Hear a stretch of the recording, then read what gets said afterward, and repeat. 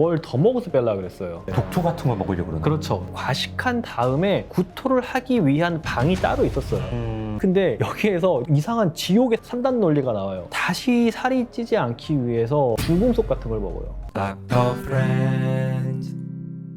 안녕하세요. 닥터 프렌즈입니다. 제가 요즘 좀 비만에 관심이 많아가지고 그쵸. 이런저런 자료들을 찾아보니까 옛날에는 어떻게 비만을 치료했나? 여기까지 좀 생각이 가더라고요. 그래서 뭐 우찬 선생님이 요즘 막 다이어트 프로그램도 만들고 그곳이 여기인 거죠, 그렇죠? 네, 맞아요. 뭐 저 혼자 한 건 아니고요. 네. 다른 내분비 교수님이랑 정신과 전문의 이준용 쌤이랑 영양사를 대부분. 해가지고 윈 다이어트라고 이런 게 있으면 좋겠다라고 우리가 생각했던 것들, 그런 것들을 1년 넘게 만들어 봤어요. 예. 그러다 보니까 다이어트 옛날에 어떻게 했나 이런 게 너무 궁금하더라고요. 그래서 좀 찾아보니까 너무 재밌어서 오늘 이야기 좀 준비했습니다. 먼저 비만이 언제부터 있었을까부터 좀 이제 궁금하잖아요, 우리가. 언제부터 있었을 것 같아요, 비만이? 일단은 예전에는 먹고 사는 게 걱정이 됐으니까. 근데 그 중에서도 뭐 예를 들어 어떤 부족의 족장이나 이런 사람들은 좀 권력도 있고 그러니까 그런 사람들은 좀 비만하지 않았을까 생각이 좀 들긴 드는데. 굉장히 드물었는데 우리가 좀 확인할 수 있는 게 옛날 시대의 피규어, 미니어처 같은 조각상 같은 게 한 24,000년 전에 보이는 것처럼 비만한 여성의 이런 피규어가 있어요. 그렇네요. 근데 보시면은 이거 진짜 비만이에요. 딱 봐도 둔부랑 복부랑 임산부 아니에요? 이게 그 여부는 정확히는 모르겠어요. 그런데 엉덩이 쪽에 이게 살이 올라와 있는 거 봐서는 실질적으로 임신 상태라고 하더라도 굉장히 지금 사실 체지방량이 그러네요. 많은 상태거든요. 그래서 이렇게 아주 옛날부터 이렇게 비만이 있었다고 하는데 또 기록들을 찾아보니까 정말 고대에는 예외적으로 있었고 구석기까지는 이때까지만 해도 오히려 이렇게 먹을 게 풍족한 시기가 별로 없으니까 좋은 그런 거였어요. 그런데 이런 비만이 그러면 언제부터 위험하다라고 사람들이 인식했을 것 같아요? 고대 그리스? 뭐 이집트? 비슷한 시기긴 해요. 한 기원전 한 500년 그때부터 뭔가 우리 인류의 지식이 향상되는 시기가 아닌가 싶어요. 그래서 기원전 500년경부터 비만이 위험하다 문헌들이 나와요. 그때쯤 해가지고 그리스로 한번 가볼게요. 그리스 한 기원전 400년경에 의학의 역사 어떤 네임드인 분이 나오시죠. 히포크라테스. 항상 나와 이분은.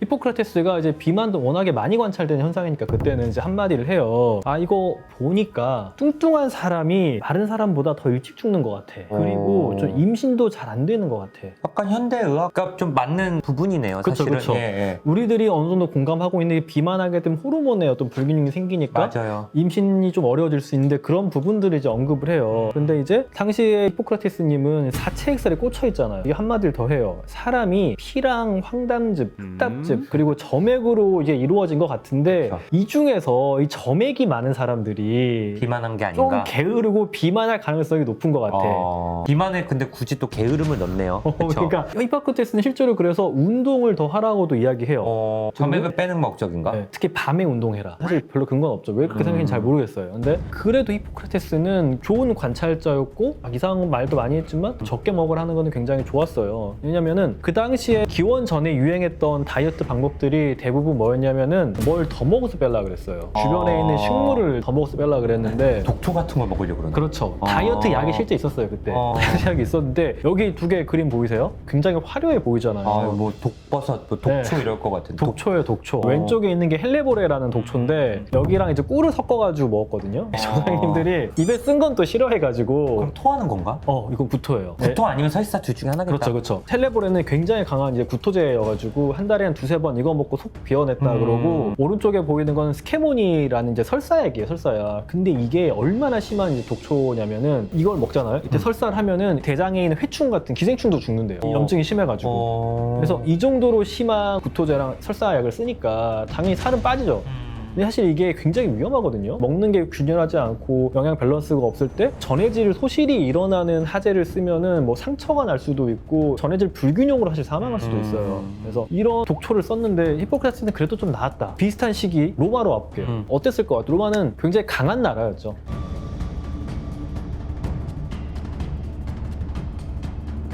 먹을 게 좀 풍족했을 것 같아요. 너무 부자 나라여가지고 모든 길은 로마로 통한다. 그렇죠. 그러니까. 음식들도 다 로마로 오니까 산의 진미가 다 왔을 것 같아요. 그래서 음식들도 맛만 보고 뱉고 토하고 이런 걸 너무 일상적으로 했고 과식한 다음에 구토를 하기 위한 방이 따로 있었어요. 보미토리움이라고 불렀는데 더 많이 먹으려고.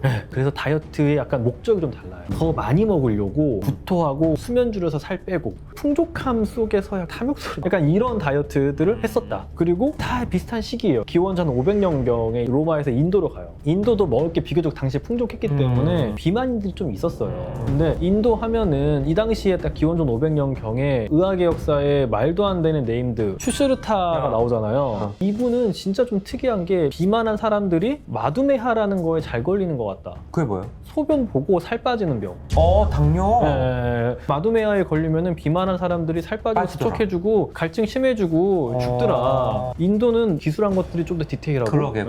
근데 치료 자체는 비슷했어요. 그냥 좀 먹지 말고 먹지 구토하고 말고. 토하고. 이집트도 똑같아요. 이집트도 막 몸의 정화를 위해서 규칙적으로 뭐 이틀 3일 간격으로 토해라, 뭐 설사해라 이 정도밖에 없었어요, 사실. 그래서 어떤 독초를 쓰냐의 정도 차이였고 이렇게 그냥 시간이 흘러갑니다. 그러다가 기원 후 유럽에 이제 기독교가 등장을 합니다. 이러면서 사회의 패러다임이 좀 이런 게 생겨요. 질병은 죄 때문에 신이 내린 벌이다. 이런 믿음이 생깁니다. 중세. 근데 여기에서 이상한 지옥의 3단 논리가 나와요. 질병은 죄 때문이야. 비만은 질병을 일으키네. 비만은 죄네. 이런 아이디어가 생기면서 실제로 카톨릭 교회에서 폭식을 그 7가지 대죄 중에 하나로 간주하기도 하고요. 네. 그리고 뭐 나태, 탐욕 이런 죄의 증거가 지방이다. 지방이 붙어있는 비만은 악마에게 영혼을 판 어떤 증거다. 이렇게까지 되는 거예요. 네. 이런 식으로 사회에서 그리고 종교가 이제 비만을 죄악시하다 보니까 다시 살이 찌지 않기 위해서 극단적인 노력이 좀 시작이 돼요. 중금속 같은 걸 먹어요. 수은, 비소 이런 거 먹어요. 살 빼려고. 진짜 살 빼려고 먹어요. 그리고 쥐약으로 당시에 쓰였던 스트라크닌이라는 물질이나 살충제로 그 당시에 쓰이던 물질들도 살 빼려고 사람들이 먹어요. 그런데 종교의 힘이 강해지잖아요. 그러면서 죄의 증거인 지방을 감추려는 노력들이 이제 보이는 것까지 좀 발전을 하는데 이제 보종 속옷이 그래서 이게 코르셋이나 이런 그렇죠. 것들을 다들 하는 거구나. 그렇죠. 그러다가 이제 16세기에 이제 코르셋이라는 게 이제 나오게 되는 거예요. 이 코르셋도 점점점 이게 강화가 되다 보니까 흉골을 너무 세게 조르고 압박을 너무 세게 하니까 사실 여기가 딱 조여지면은 심장으로 들어가는 피가 잘 안 가는 경우가 생겨요. 사실 사람 기절하거든요. 숨 못 쉬고 기절하는 거 너무 흔했고 당시에 유골들 보면은 늑골이 겹쳐져 있어요. 부러진 건가? 심지어 이게 부러져가지고 폐를 찔러서 이게 사망의 원인이었다라고 생각되는 시체들도 굉장히 많고 중세는 정말 극단적으로 가는 거죠. 근데 이제 이때까지도 나 놀랬던 게 비만이라는 게 좀 의학적으로 다루지는 않았어요. 실제로 오베시티, 지금은 비만이라는 단어가 우리가 너무 익숙한데 이게 처음 쓰였던 거는 여기보다 뒤에 17세기가 돼서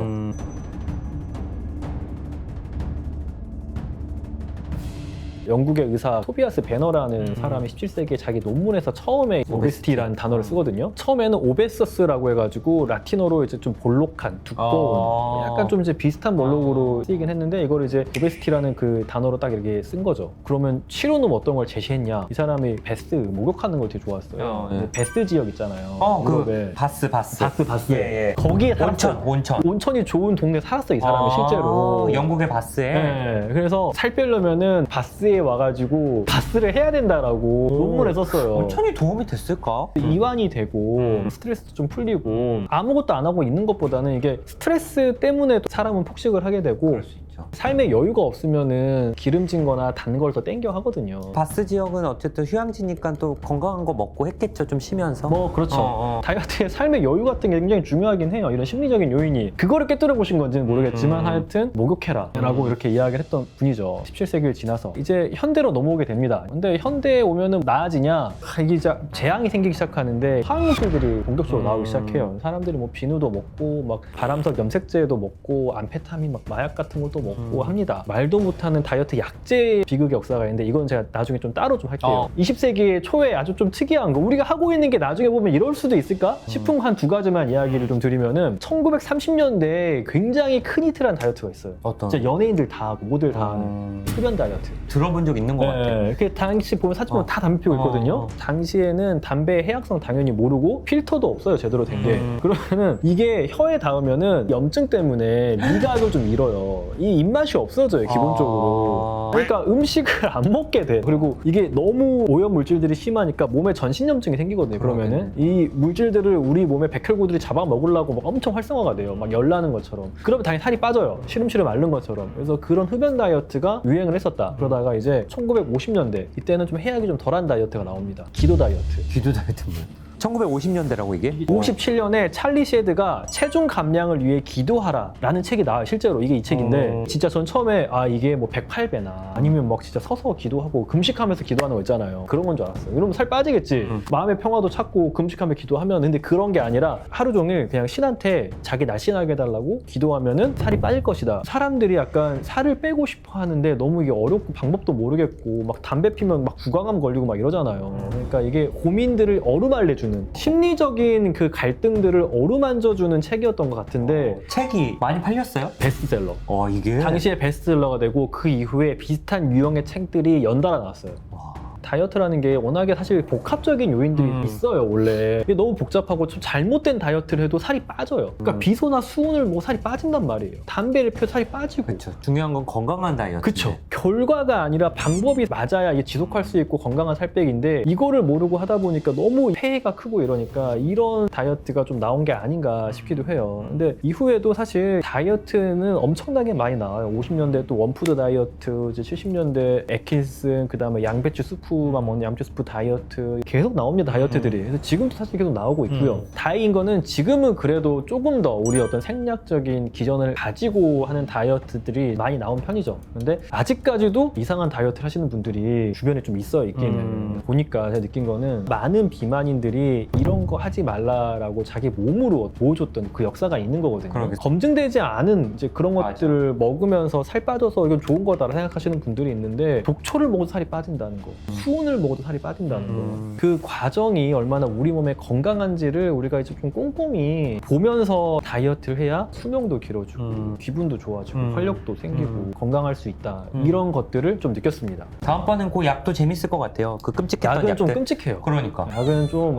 이게 슬프기도 해. 그 당시 사람들은 믿었던 것들에 대한 배신, 사회적 이슈, 여러 가지 그 논란의 거리, 의사들도 잘못하는 부분들이 있고요. 어떤 제약사가 잘못한 것도 있고, 무지에서도 비롯된 부분도 네, 있을 그런 것도 거고. 있고. 예, 예. 하여튼 그런 이야기 다음에 또 해보기로 하고 예. 오늘은 이제 여기까지. 다음에 더 좋은 이야기로 더 하도록 하겠습니다. 예, 감사합니다.